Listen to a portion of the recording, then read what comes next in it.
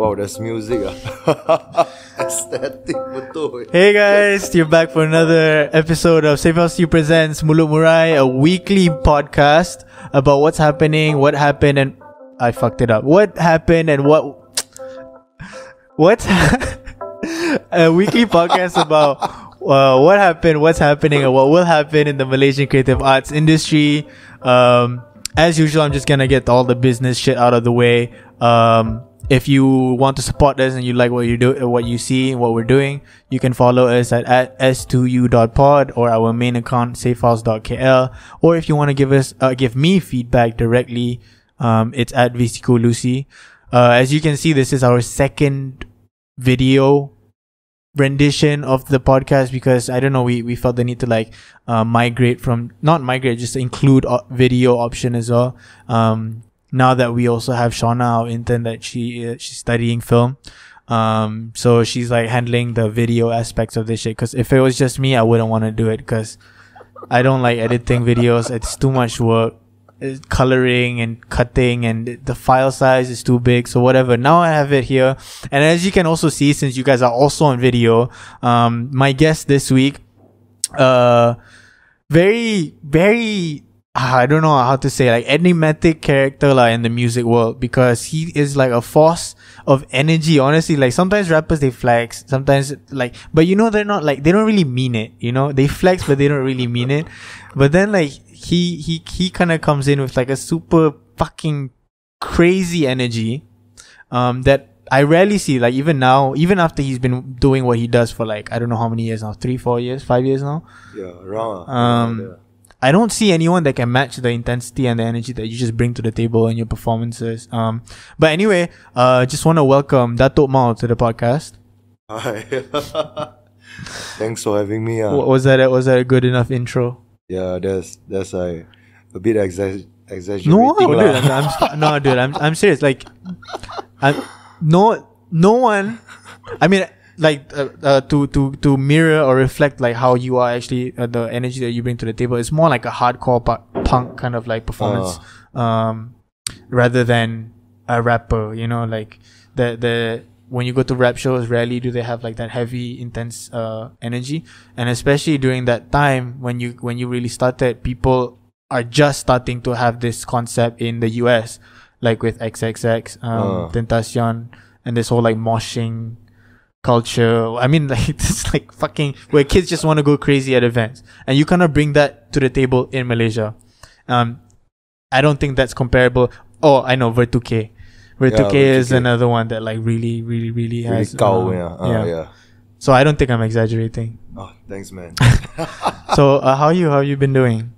Yeah, COVID lah. I think the usual lah. We just surviving.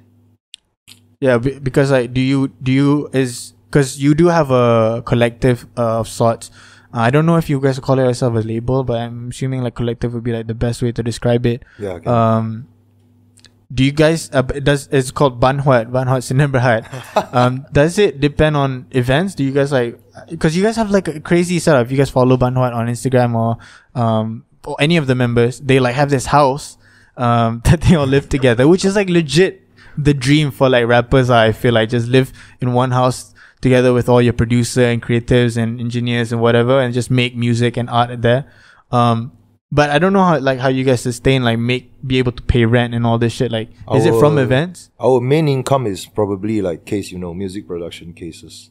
Oh, engineering also? Engineering, mixing. Sometimes we make beats for people who wants it, and sometimes ghostwriting lyrics and all that. Oh fuck, serious? Yeah, serious. I did not know this. Yeah, usually it's like that lah, and cause that's our main income lah. And the second one is probably what you said lah, shows and events lah. But it's not on happening. The table. Yeah.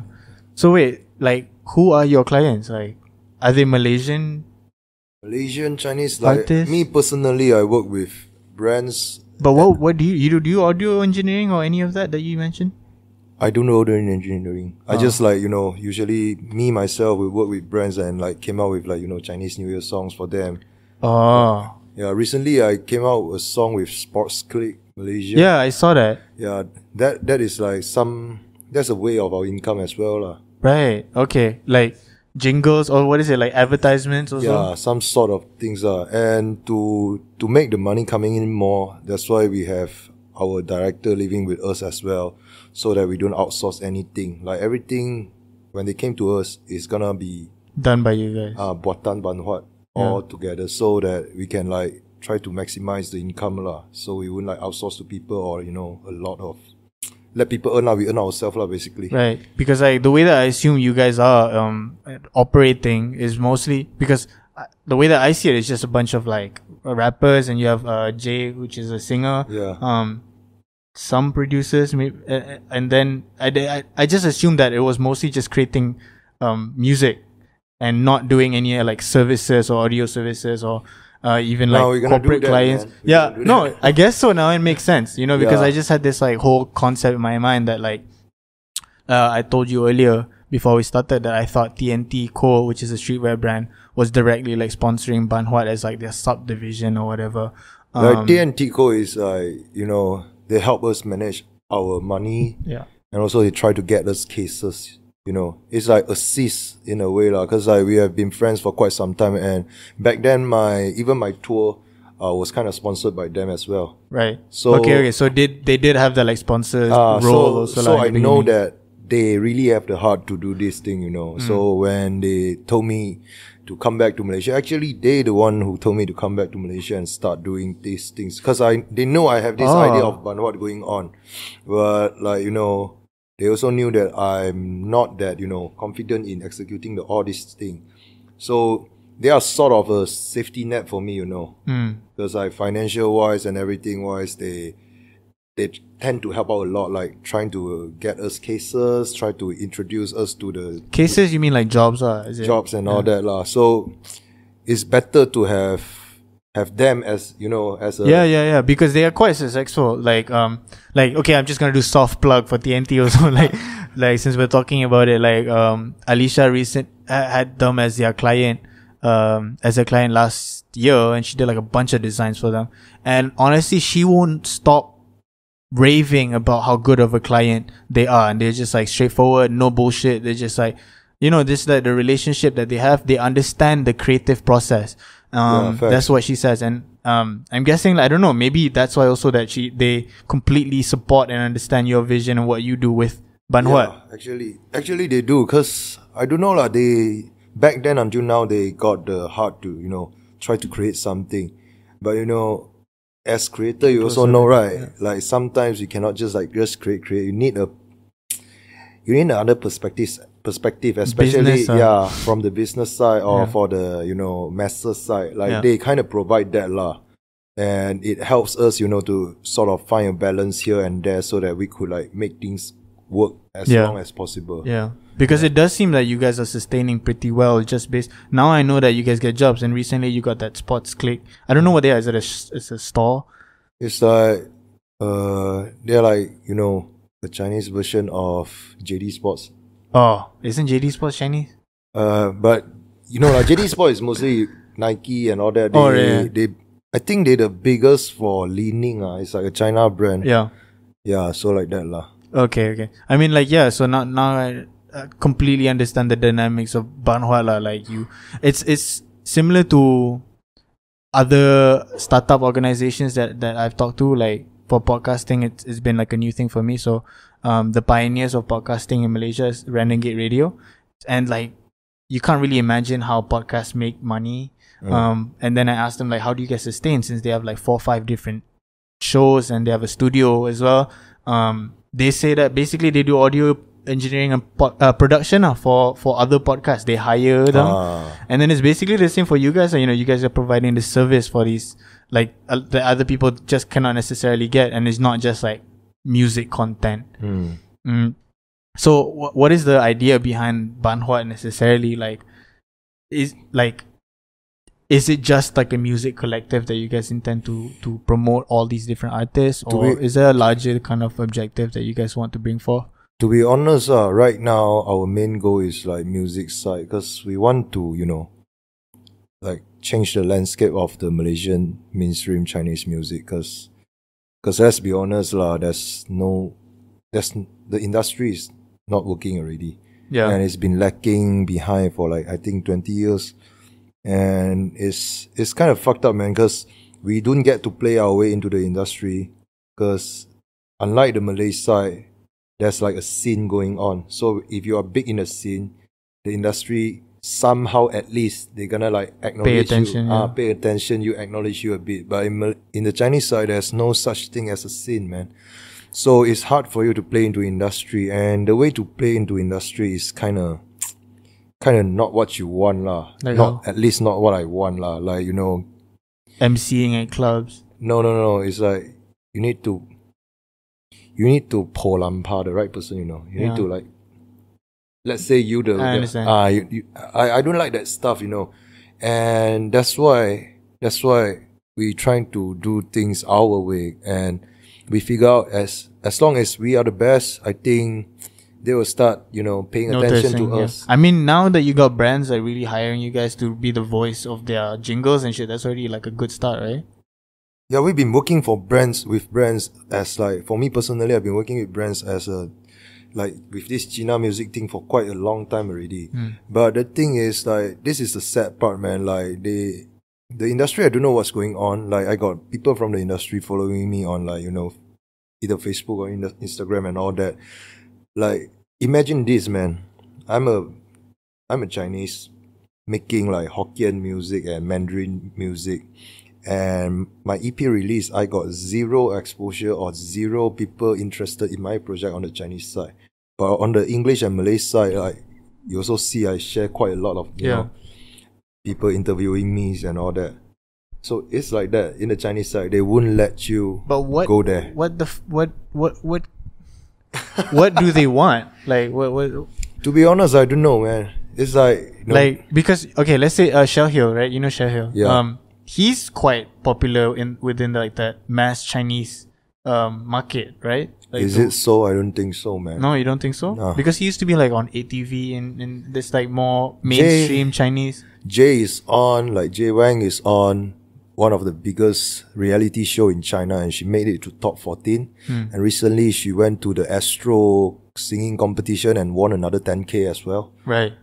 And she feels nothing. There's no, like, you know, solid actual outcome. Support or So it's like you think only. Fine. Okay, so do you think it's like definitely within like the actual community, the listeners, that you guys don't get that much support? Because like when you compare with the Malay market, like God was good, or these like really up and coming like rappers that rap in Malay. Yeah.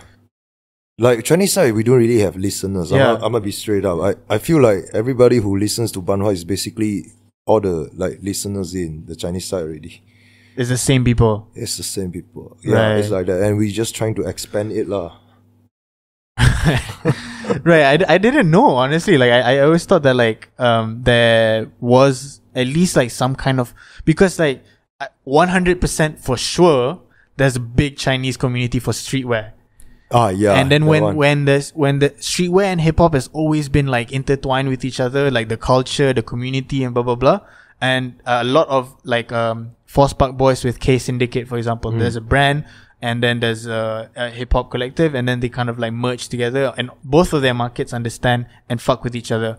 And that's what I assume, that the big Chinese streetwear community would also fuck with the Malaysian Chinese rappers or hip hop. No, I mean like people who buy streetwears from like the Chinese own brand doesn't really know like who the fuck is rapping right now. I'm gonna be straight out. Like, the reason people know about me mostly is because like through the Rap of China thing. And like it's a bit fucking sad lah, cause like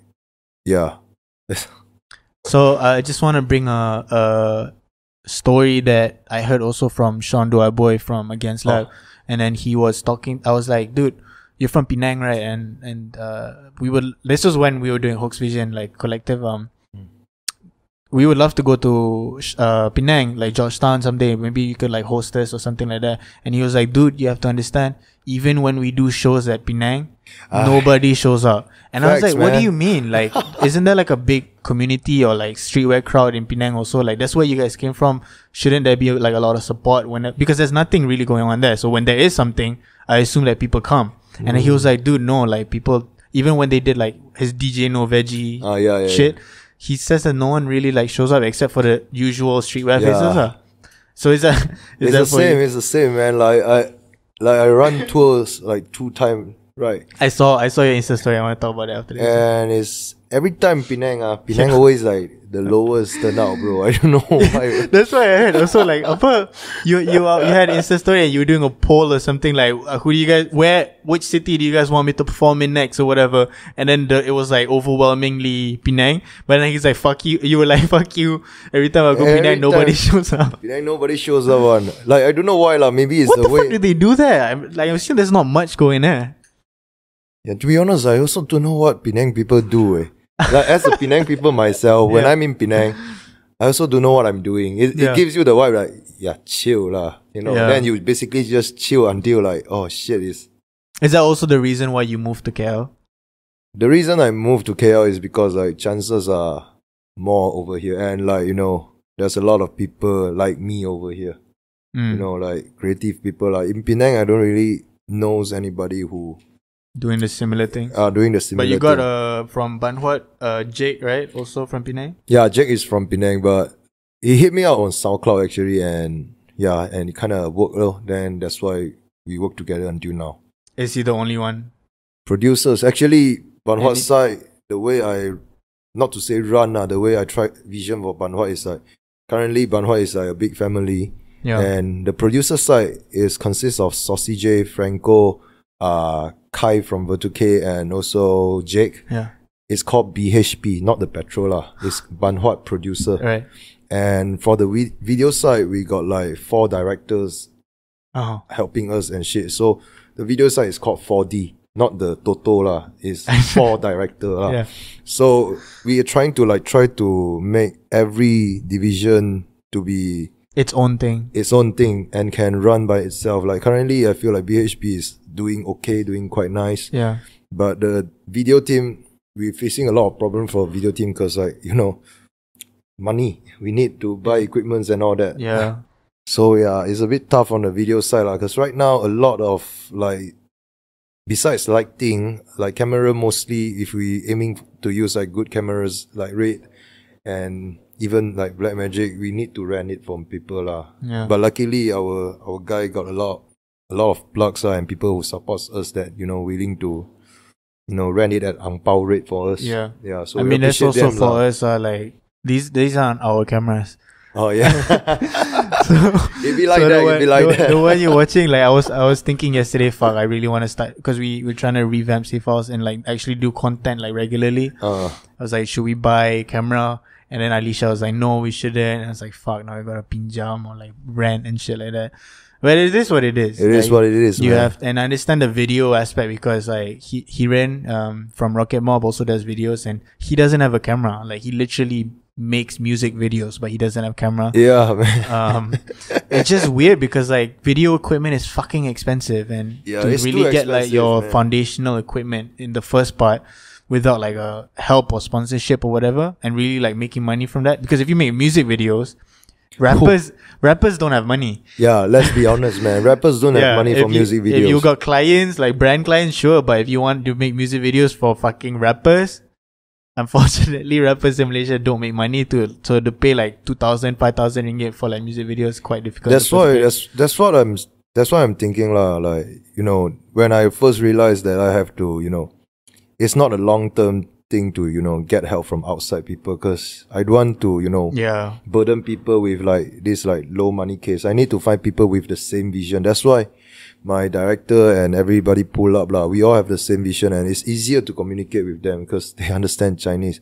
Sorry, really? but you know, okay. It's like that's no. I mean, it's complete. I think we gotta like really get used to this thing, because I talked to ZZ also just now, the previous episode, that I made a point that like people always say, oh, Malaysia doesn't have a one whole market. It's always divided by like language or culture or something.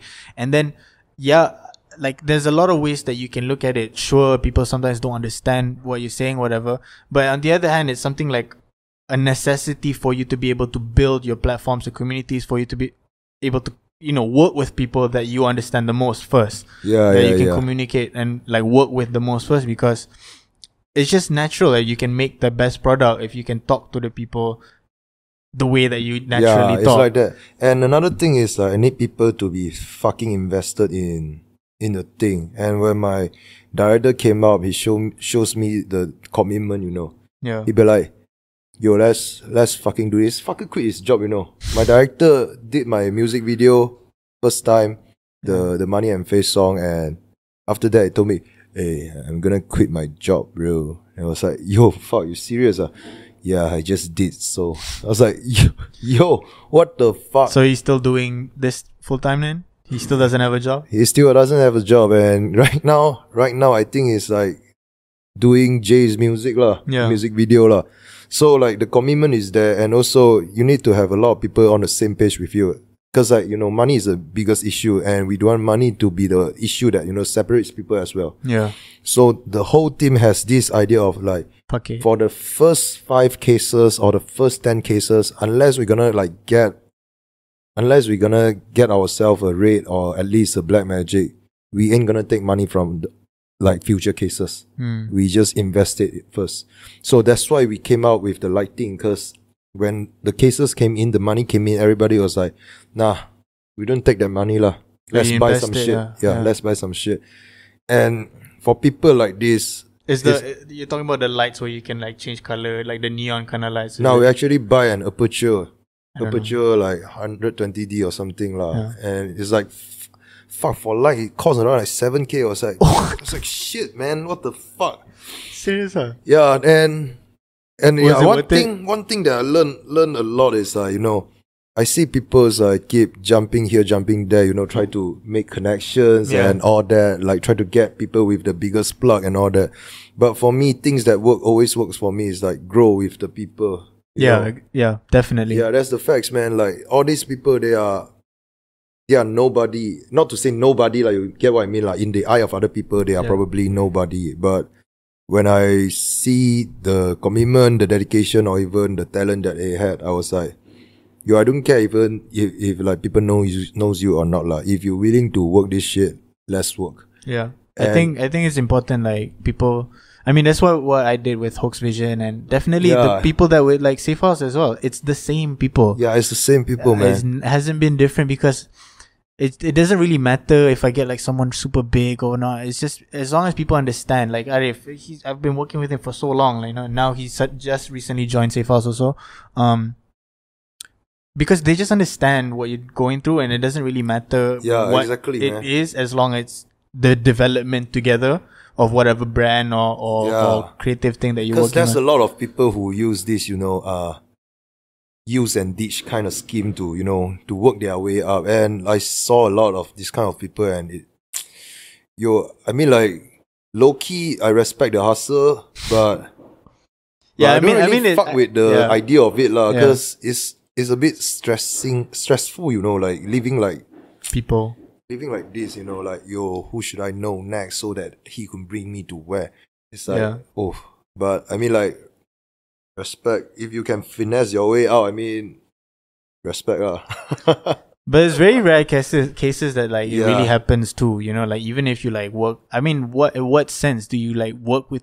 Okay, a good example is Gut working with Kid Sante at Monster Sounds. That was like a big, because Kid Sante was like blowing the fuck up, and he got like main stage like Good Vibes and shit like that. But then now he left them and then worked with What's Good, and that, like, all this like independent shit is when he actually is starting to get like the most amount of loyal followers and listening. Facts, man. Man. So it doesn't necessarily mean that you like work with the biggest entity or whatever that really works out the best for you. I don't know. It's obviously subjective, but to me, when I see them, now is their peak. God is at his peak. Yeah, I think when I see you, you're at your peak. I mean, not saying that you will go down afterwards, but like you're at the best that you've ever been before, and it'll just like only keep growing, because you know what you're doing. There are people behind you that like supporting you, whatever it is.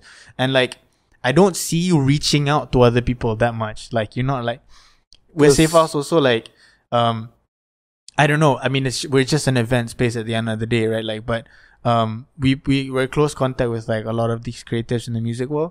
even with us, it's not necessarily like so ngam. It's like you and your team is really just it, right?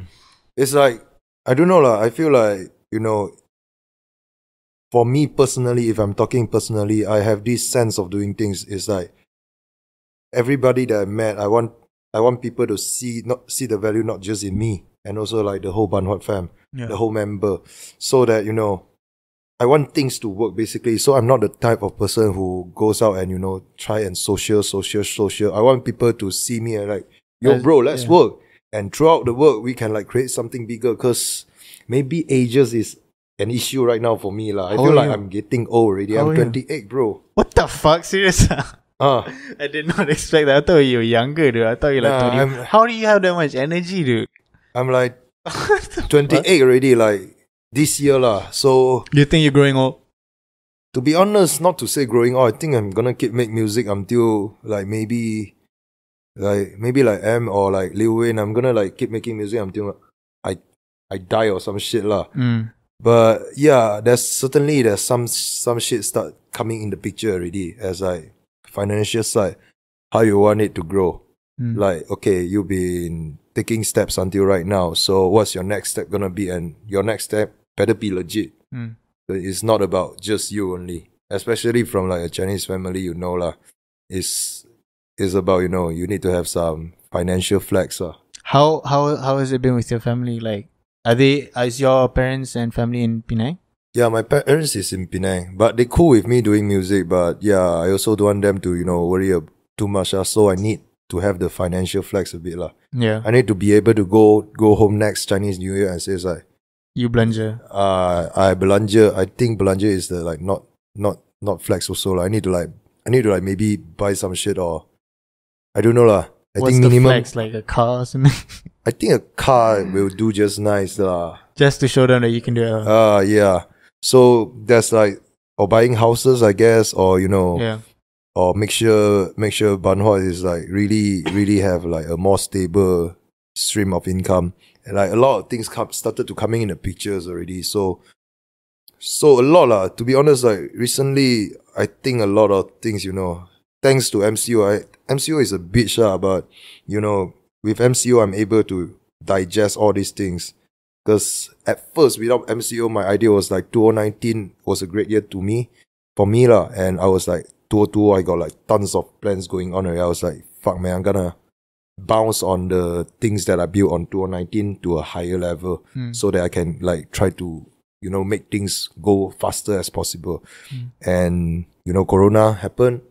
And everything is delayed or on hold or cancelled, and yeah, it forced me into this zone of thinking, like self-reflection, analyze your everything, the way you think, the way you work, every fucking thing that's going on with your life, and constant self-questioning and all that. You got pressure, basically. I got pressure, like, but I think this is the thing that it needs to happen, man. Rather than me just, numbing myself through mosh pit or banger music. Facts, man. Like, I feel this way, man.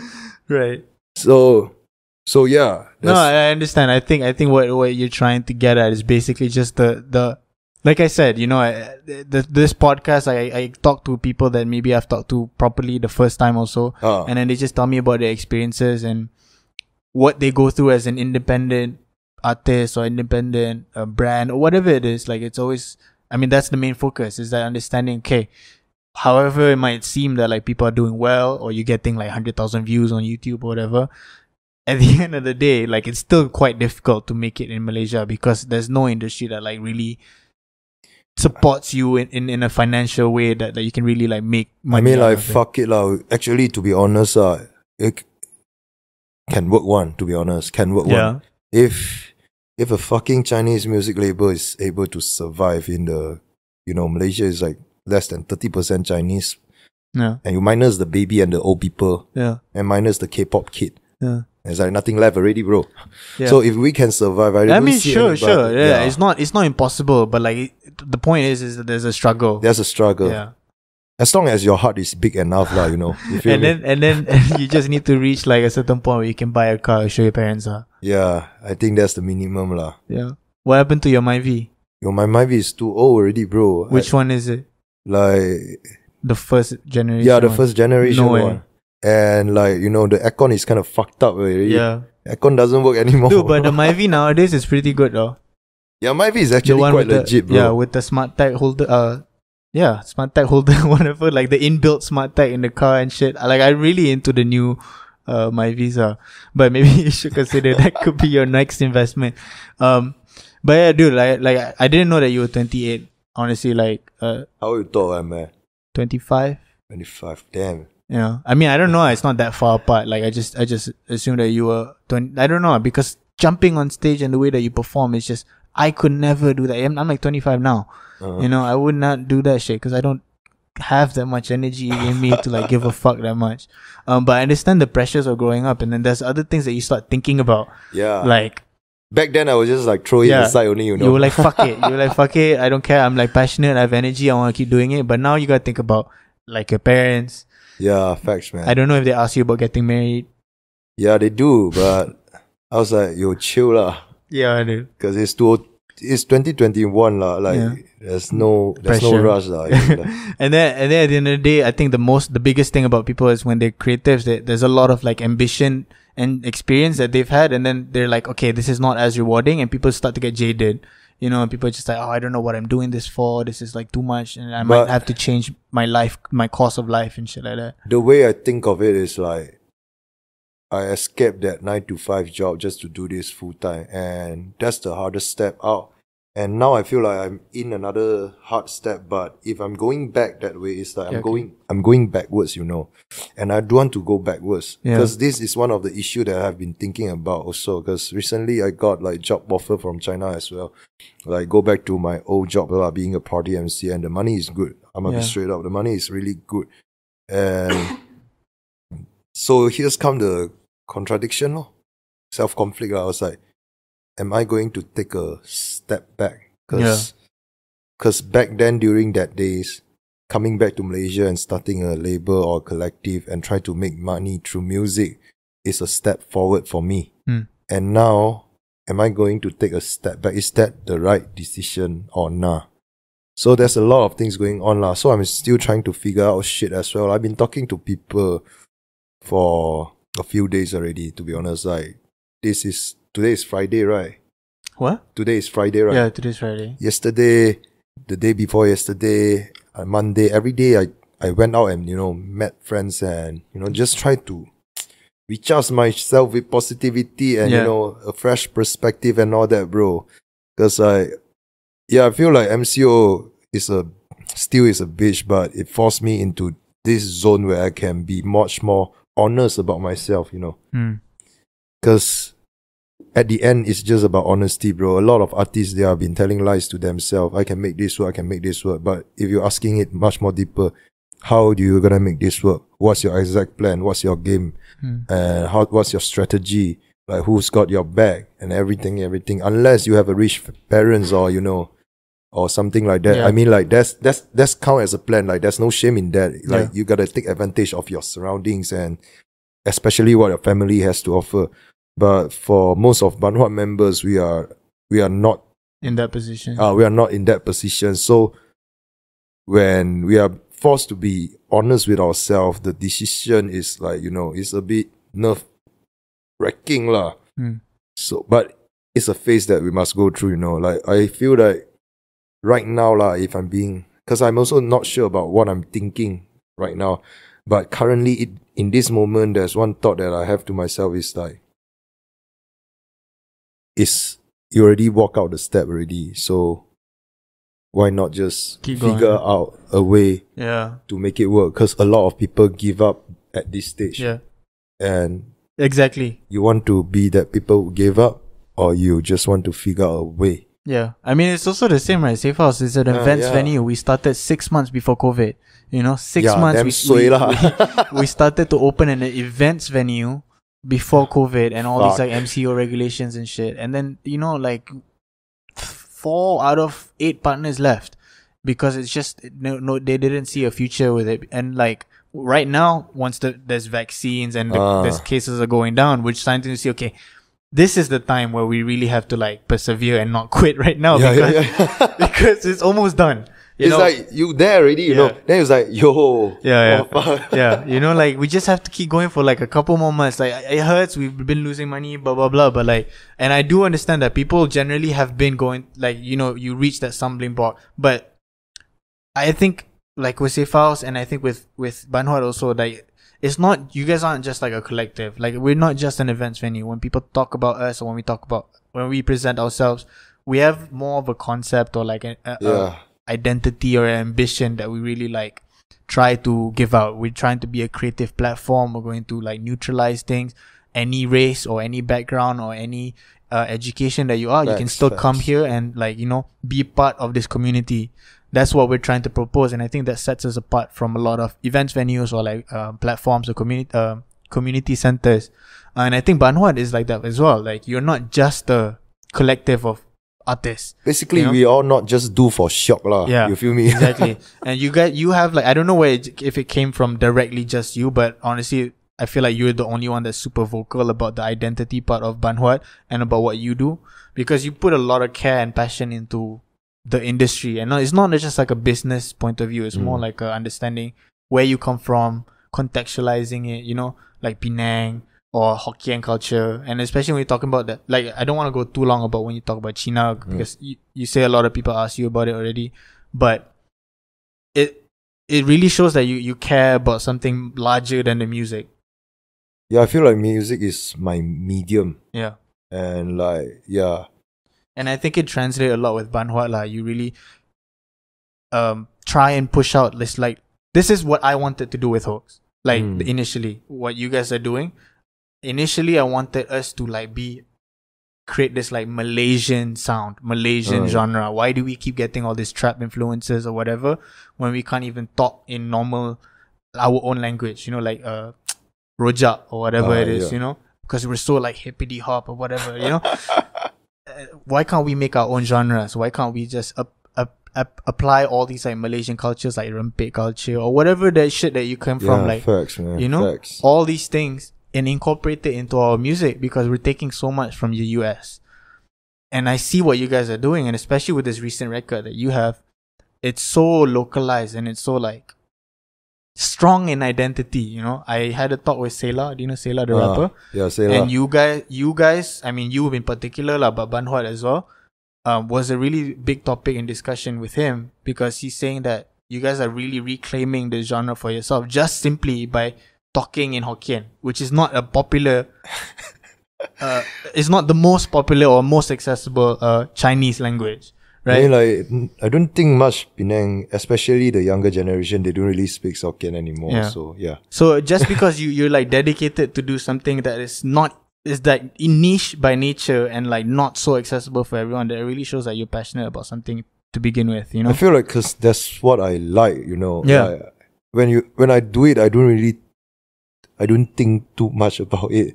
So that's also like kind of put me in this position to try to make things work lah. Because when I started doing it, I didn't think about it. I was like, I like this. I want to do this. Yeah. And no, but that's what I'm saying. Is passion. It's not like something you like or plan in your head or whatever. It's really just who you are and what comes out of it. Yeah, I mean, there's a good side of it and also a downside of it lah. Like business people will tell you like you should plan your shit lah. But for us, No, it works out. It works out. It works out. It's definitely good for us because it gives you like a certain sense of pride also from where you come from. Yeah, facts. A lot of us don't have that. That's why I say the hippity hoppity thing. We talk like Americans. We're just trying to like have the gold chains and you know all these like costume shit that people like in the rap community that I felt like was so not necessary. And I think facts. And then now you guys are like really having your own identity, standing out from, you know, the US rapper culture and whatnot.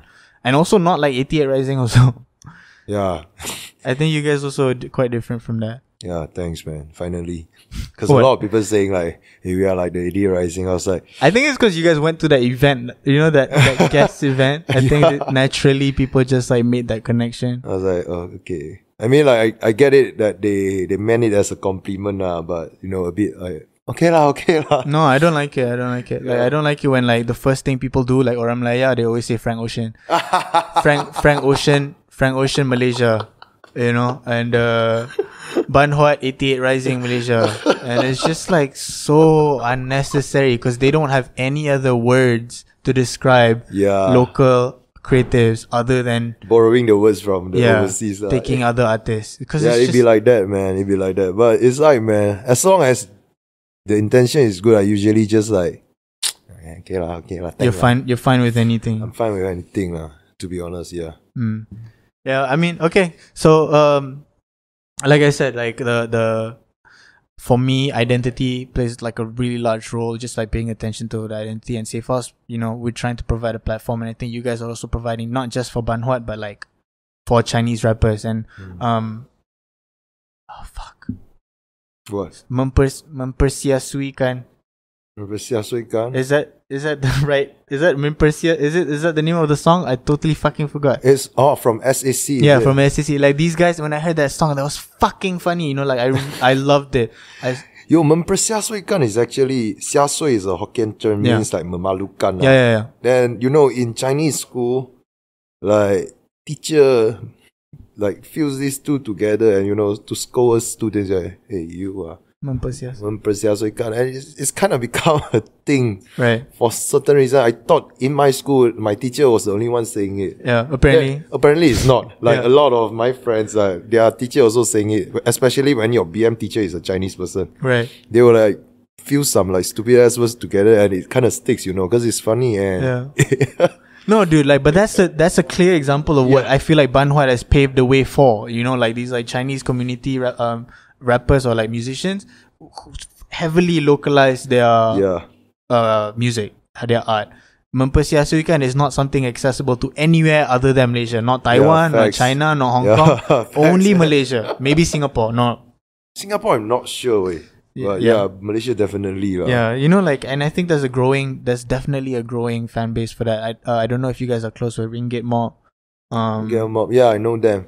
Yeah. And I don't know who else actually. Who else is that?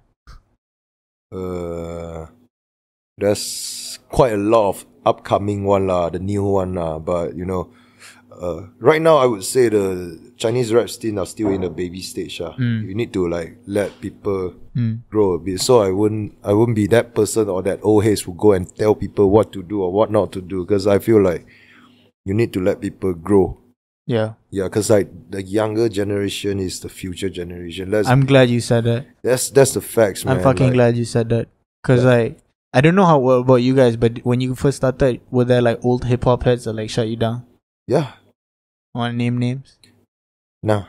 It's like they are not worth mentioning let's be honest because like a lot, man, when I start doing this like China thing, the Chinese people is like, yo, what the fuck, man. Yeah, I mean these kinds of like communities, I've said this numerous times in this fucking podcast, there's always this, and I don't think it's happening in our generation. I think the one before us, that was the last generation to really become like fucking gatekeepers of shit. Yeah. And then we're more open because, I don't know, we have the internet, so we're like more communicative with like the younger generation. We're mingling more. But yeah, like I don't know how many times this podcast has heard when we started Hoax Vision, so many old fucking heads, they were just like, what are you guys doing? This is not real music, and all this shit, you know? And it's just like, yeah, so we cut them off. And then we just do our own thing. And turns out now, you know, like at the end of the day, it's obvious the old become old and irrelevant, and then we become the new faces. Yeah, for me, I feel like, okay there's a lot of things that the old head says was like, your music is not necessarily music. I mean, like, alright, you have the rights to say that, but if you're on, like, let's say for hip hop, some people will be like, yeah, fuck the mumble shit, like, we need the lyrical shit, like, lyrical is the shit, lyrical is the king, everything must be spiritual, individual, that kind of shit, you know. Then there's one thing that I always feel like, if you're into the lyrical stuff, you should outshine us, or not to say outshine us, outshine the other genre that you have, you know, talk shit about. The numbers don't lie. Yeah, the numbers don't lie. Or even like grow your own fan base. It's like, okay, when people thought trap was like about flexing, like Lil Pump and all that, like Polo G came into the game, Lil TJ came into the game, bring a different breath into the trap genre, and it's actually lyrical and meaningful at the same time. So it's like breaking through things, like let's be honest, Lil Pump was there for a reason. If you don't like the way I fucking love Lil Pump. Yeah, if people don't like the way Lil Pump is there, came out with something. That's how evolution or competition works, you know. So I feel like in this scene, there's a lot of people who just cup, and there's nothing on the table. There's like, and I guess this is also like a natural progression in our conversation to start talking about a special character, which we have both. I mean, all of us have had prior interactions with and I think people who watch this show or like listen to it, the show will also kind of know like who we're talking about. But there are like special cases. I mean, the old heads definitely, like I can't even name, like I can just put like one whole generation pop. They like to talk shit and they like to gatekeep. Done. But that's for sure. But like there are also people who are like also part of what we're doing. That's also around our age group and shit like that just do this out of, I don't know what it is, like exercise or like spite or I don't know what. So we've had this prior interaction. Everyone in the community and the creative community has had like their fair share of his shit talking, and it's one of those cases that like I don't like.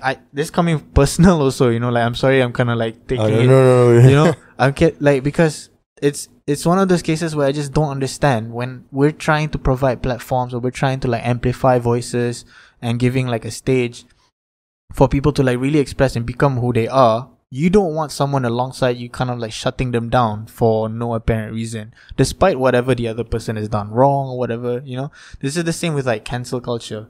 They just fucking talk shit. At least they talk shit with like some moral, perspective. But like this guy kind of like, and I ask him, what is the reason that you talk so much shit? And he's like, I don't know lah, bugger. Like, it just happens.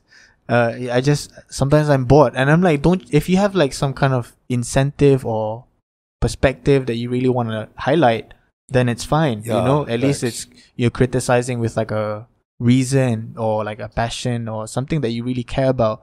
But if you just talk shit because you have no idea what the fuck is going on and you just don't like things around you, then you're just spoiling other people's efforts, including the people around you that care about you, and And for you guys, especially, actually not just especially you guys, a lot of the people around Safe House, he's talked shit about, and it's like, these people are directly supporting us. Why are you talking shit about them?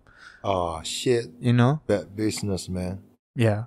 Like, I don't know. What's your experience? To be honest, when I first realized that this kid was, we are unable to put sense into him or just having an intelligent conversation or a normal common sense conversation. That's the moment then where I was like, yo, fuck it lah. I wouldn't waste my time on people like this, Yeah.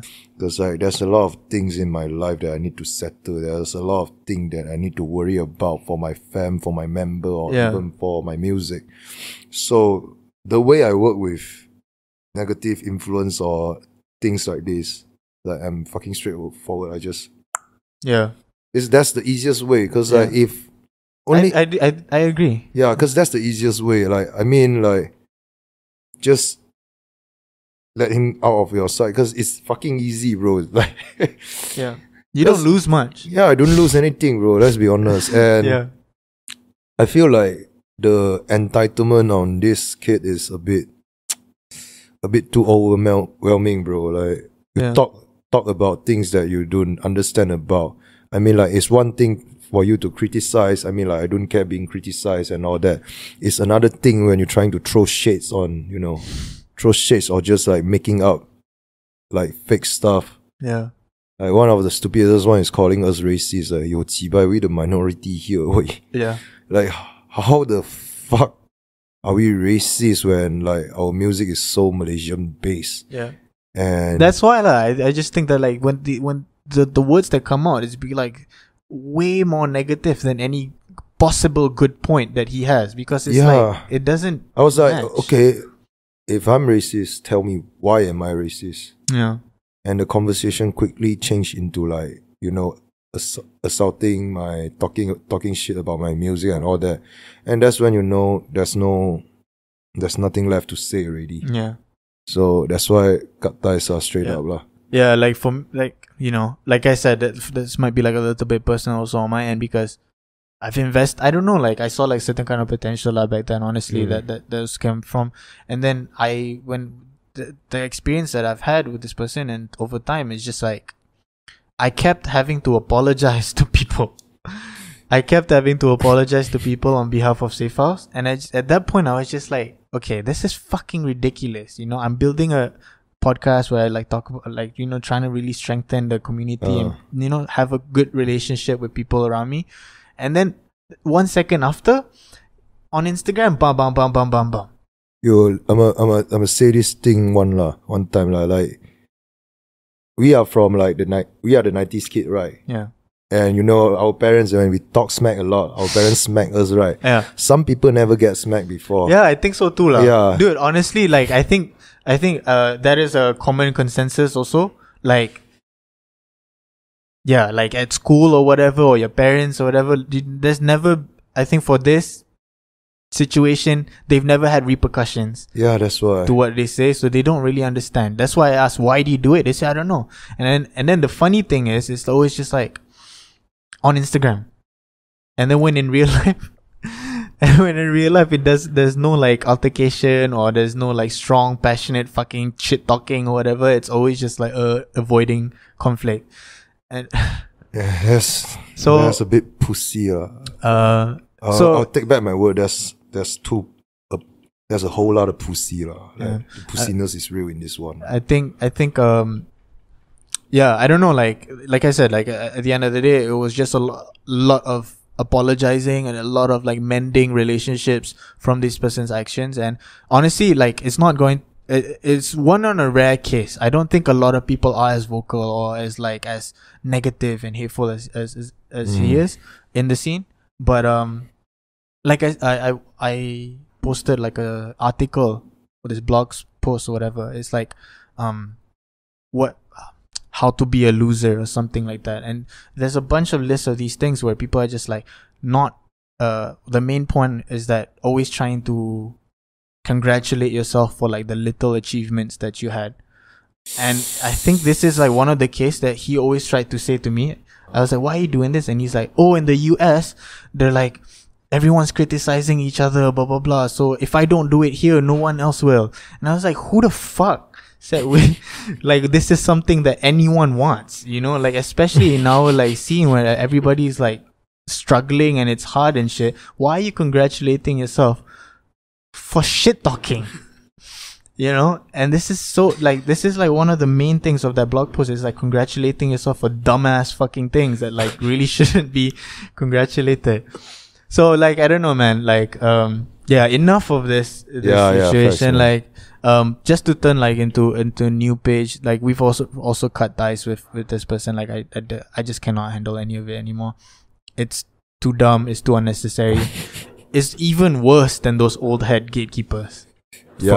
Yeah. At least they have something they're passionate about, you know. At least they're like, yeah. But one thing I feel like the thing why old heads are so defensive about is because I think the position for me if I'm growing old or becoming like one of the old heads, I wouldn't want to be the one who teach you how to do things. I want to be the one who people who come to me and ask for, hey, what's your experience back then? How do you settle this kind of issue? I don't want to be the person who meddling with the creative process, you know. But I want to be a person who can, you know, okay you having a shit day with your songs, or you're having a shit day working out your songs. You want to ask about opinion, or you know, maybe just chill. Yeah. I'm cool with being that old heads, to be honest. I feel like, and that's the community the communication aspect. I feel like I just don't talk to any old heads because they don't reach out and they don't really like want to be a part of our generation or communicate with us.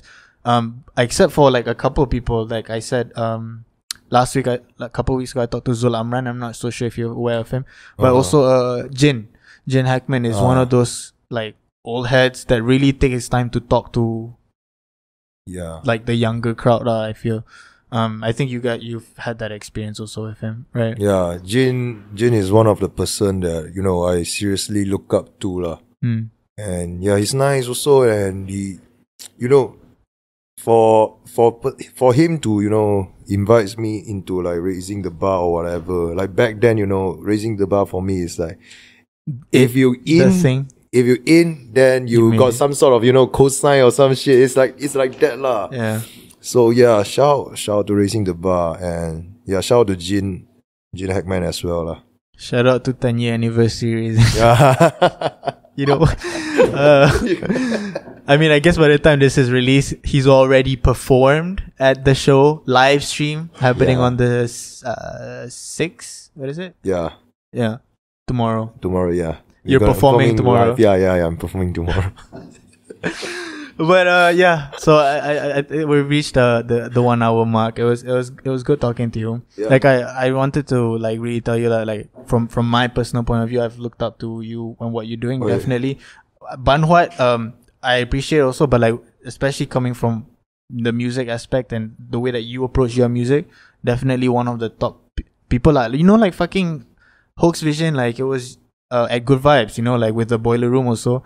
It was like Orang Melayu, and like I was like Dato, I want Dato to be part of Yo, thanks for putting me up, man. Boiler Room appreciate it. Performance aspect, because he is such a, I mean, first of all, a crazy performer, that's for sure, but also something like an artist that I really appreciate and realize that we really need in the industry, because there's not a lot of people that put thought in their identity or like with their product. As like you said, I know that you don't think about it, but like the passion that you have into it like really translates, and then I can understand from it. Yo, one thing I want to thank to you guys also lah, especially to Hoax Vision for putting me out. I know it's like Boiler Room was like when 2019 already, right? 2019. Yeah, I think so. And yeah, recently I just I've been through this stage where I'm questioning myself and all that, like whether thinking like what's my next move should be and all that. And as one time I actually sit down, I was like, I think about the Boiler Room thing. I was like, yo, it's crazy for me spitting Hokkien to be on Boiler Room.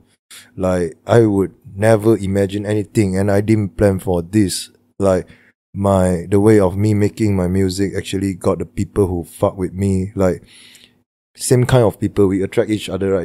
You feel me? So I was like, and that's also one of the biggest reason for me that tells me to, if back then you can do until here, why not just don't think too much and just keep going, man. Yeah. So yeah, appreciate like Hoax Vision, Alpha, like you guys, Malaya, and you also, like everybody lah, for putting me up. Because like, yeah, right now thinking about it definitely, helps me in a way to, see things and all that. Yeah. I mean, dude, like fucking honestly, like my experience, like hands-on experience with that day with Boiler Room, I was like, fuck this shit. It was like Urbanscapes. We looked up to it, and then we went Urbanscapes. It was a bad experience. Honestly, I'm just talking shit, whatever. But like Good Vibes also, they paid us fucking low, for the amount of artists that we had. Just straight up telling you guys. And now, and then the Boiler Room also, they were like direct. My point is, like we used to look up to these like organizations and institutions and stuff, and what I've realized actually is that we don't really have to like depend so much on their approval or their cosign, because I think we're much capable to like establish our own fucking platforms that could be as big. Because like, I don't know, like I keep referring to Atas Maulana is fucking insane already. Like the pool of people that come for that show is a lot. So say for us, we're planning to do like a outside event once all this COVID shit also over. Do that. And then really like intending to like expand our event base. Hopefully we can you can actually provide that similar platform as Good Vibes also. Yeah, I think you guys can, man. If we're talking about Malaysia, if not you guys, I can't think of anyone else. Yeah. This is like facts, talking from my heart, not just like, po your lampao or some shit. Yeah. Well, thanks man for showing up, and I really appreciate you talking to me this episode. Thank you also, and also a late Gongsi Fa Chai lah. Gongsi Fa Chai. Do you wanna put your social media and shit? Or anything you want to plug. If you don't want to plug, also okay. Put my touch and go QR code. You guys can send me ang pao. I'm just playing. Can also can. But yeah, hey guys, if you guys appreciate the video format or if you, and the podcast in general, just like give us any feedback at s2u.pod. If you want to contact me directly, it's at vcco.lucy. I'm talking to Dato Mao. I don't know what is your Instagram, Mao or Dato Mao? Dato_Mao. Dato_Mao. Used to be more JPEG or something like that. Damn, yeah. Right? Yeah, so it's now is Dato Mao _Mao and Banhot Sendirian Berhad. Please do check them out. Thanks very much for showing up to this episode. Yeah, especially if you guys like, dude, put the touch and go thing. And if you guys want to help us directly, hey, you guys can use this idea also. Yeah, there's a direct link to like donate to us if you guys ever want to. So thanks very much. See you next Monday.